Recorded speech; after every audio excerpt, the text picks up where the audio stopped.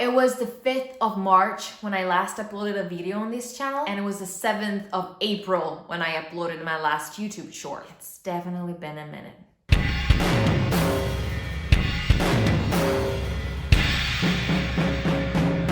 Hello everyone, this is Barbs, and today I'd like to give you a bit of context and sum up what actually happened over this period of time, while also providing some hot tips and tricks based on personal experience on all things Italian and what to know if you want to spend some time over here, all that kind of good stuff. And number 3, most importantly, I'd like to apologize for disappearing for almost 4 months in a row.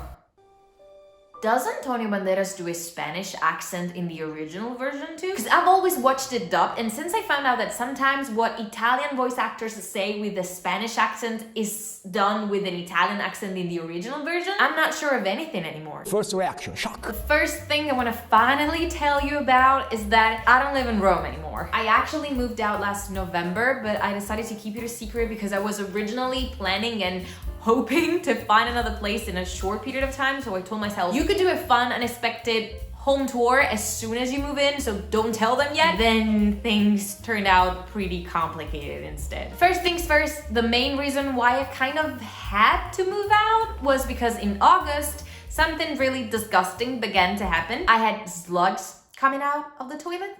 Look, I still have pictures of that, but I don't want to shock or upset anybody, so yeah, that was annoying. Especially because there was nothing practical I could do to avoid it nor prevent it. It was all in my landlord's hands because I think a pest control company or something needed to be called. But he said, I don't want to call anybody. You call, you pay for it. And well, these types of inconveniences that are not related to something the tenant did in the first place are something the landlord has to deal with. So I said, bro, I'm sorry, I'm out. Please enjoy a few clips of me taking down some things on the wall that I hang up using some glue and stuff that I absolutely shouldn't have used, so I had to learn how to use grunt.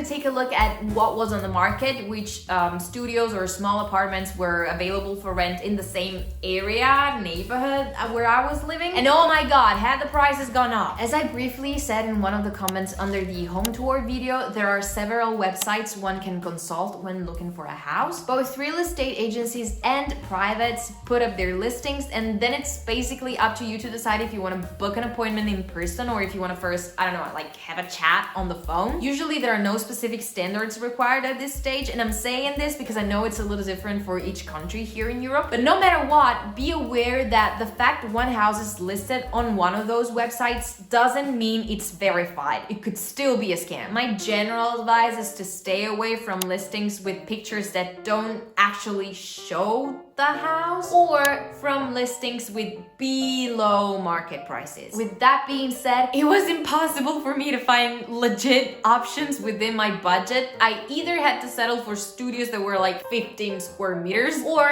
I had to raise up my budget to 800, maybe 900 euros per month. So I decided to opt for a one-on-one approach. I physically went, like in person, went to some real estate offices and asked them if they had anything suitable for my situation, if they could provide me some more options and blah blah blah. But at the end of the day, they all told me my budget was too small. Only one agency was able to show me this cute little apartment that was 700 or 750 per month, but it basically had no kitchen and it had almost no storage space, so no. So feeling like I had my back against the wall, I eventually came down to the conclusion that it simply wasn't my season, you know, it wasn't my season for getting a house in Rome. So I said goodbye to Barb's apartment, I moved back home, and I started to arrange my lifestyle around the idea of going back and forth from Monselice to Rome whenever necessary. Which, given what I do for a living, is something that's needed pretty often. Look, I know I haven't disclosed what my job is yet,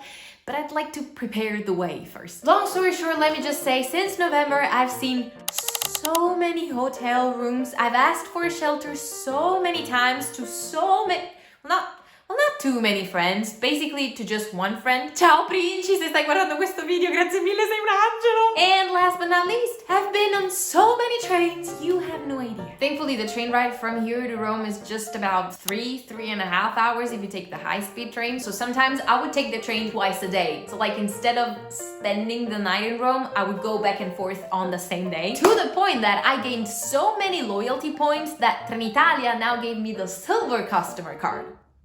Wait, let me articulate this a little. Mi sa che non si è capito tanto. Okay, when traveling with the two, let's say, high-speed companies, Trenitalia and Italo, you can choose to join their loyalty programs, which gives you some sort of reward points each time you buy a ticket. Their programs work differently, but basically in both scenarios, you can get to the point where you're offered a free ticket because you accumulated a lot of points. However, Trenitalia also has different categories of loyalty cards, of customer cards, again, based on how many points you have. So at some point, your card changes status and goes from basic to silver to gold and eventually to platinum. And when you get there, when you get to one of those higher categories, not only are you still allowed to accumulate reward points for your next travels, to buy tickets at a lower fare, but also you have special benefits such as you have free access to their Freccia lounges. The top luxury lounges are limited to those who have the golden card, while with your silver card you can get into the other lounges, which are called Freccia Club. And it's so cool because it's usually very quiet in there, and there are all those couches where you can chill, or on the other hand, there are also some desks and outlets if you need to get some work done. Anyways, in my opinion, it's a great option when you have some time to kill before getting on your train. So whether you come to Italy on vacation or you decide to move here for a little while, I strongly suggest you sign up for the Trenitalia and Italo loyalty program before buying your train tickets. It's free, it's easy, you do that online, and it could also save you a little money.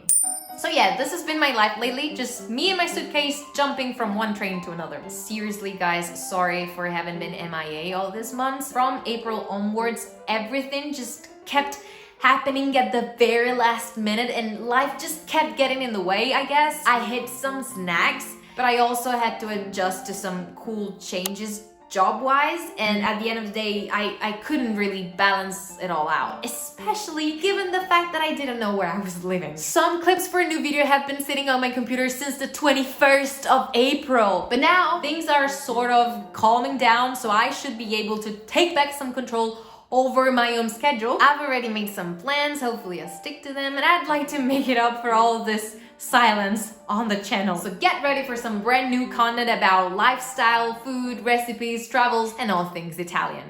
So if you've made it here, thank you guys so much for listening to me ramble. Thank you for sticking around. Thank you for your patience and your support. And I truly cannot wait to see you guys next time. Bye! It's actually coffee, it's not tea.